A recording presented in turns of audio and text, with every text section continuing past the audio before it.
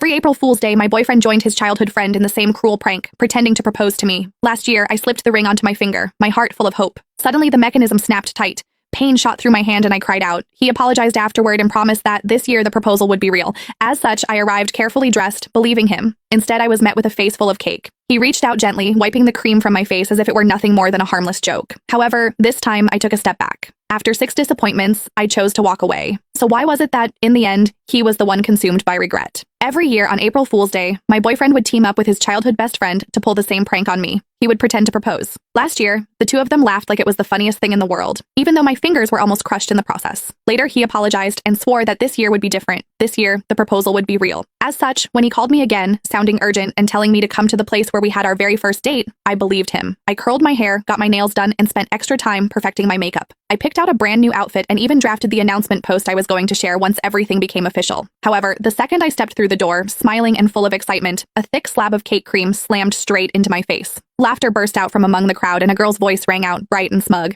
"I told you Whitney would show up, Nolan. You lost." Nolan Jones walked over and, just like always, gently wiped the cream off my face. "You got all dressed up," he said with a soft smile. "It's a shame about the outfit." Then he added, like it was nothing, "I made a bet with the guys about whether I could get you to come. I said you wouldn't.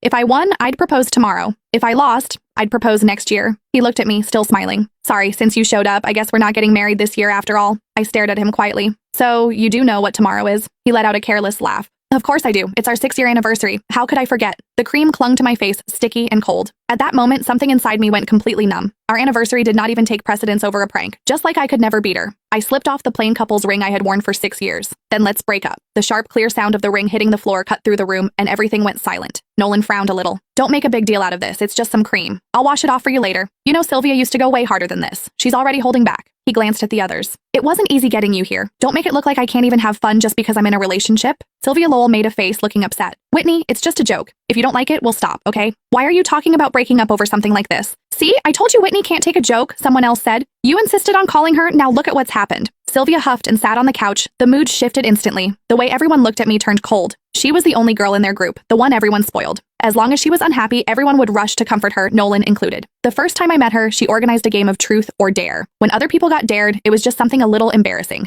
However, when it was my turn, they asked me to do something way out of line in front of everyone. All I said was that it was too much and I did not like it. Sylvia's eyes immediately turned red and she ran out of the room. Everyone ran after her, Nolan too. The welcome party that was supposed to be for me ended with me sitting there alone. He never said anything about it afterward, but from that day on, he never brought me to their gatherings again, unless Sylvia said it was okay. Then Nolan looked at me, his brows pulled tight. "Whitney, apologize to Sylvia." Before, I would have swallowed everything. I would have forced a smile, apologized, and explained myself